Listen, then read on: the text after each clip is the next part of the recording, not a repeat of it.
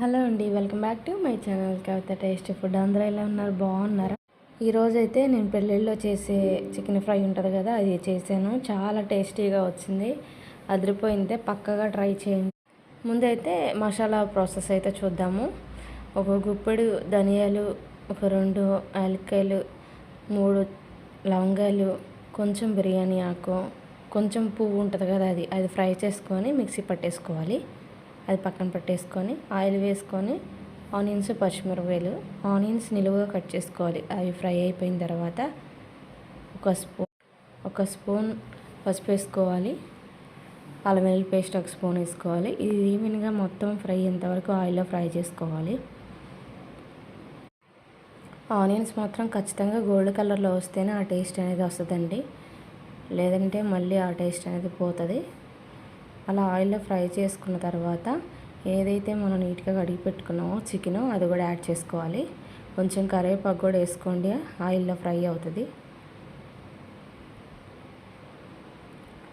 Chicken అంతా gold colour వచ్చేంత వరకు ఫ్రై చేసుకోవాలి. ఆనియన్స్ ఎలా వేగాయో చికెన్ కూడా అలాగే వేయించుకోవాలి.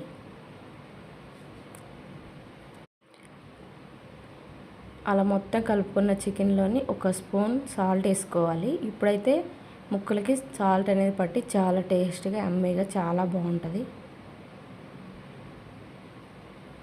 వాటర్ అనేది పోవాలి, ఆయిల్ అయితే బయటికి రావాలి. అలా వేయించుకోవాలి ముక్కలను. అయితే చాలా బాగుంటుందండి, పక్కగా ట్రై చేయండి.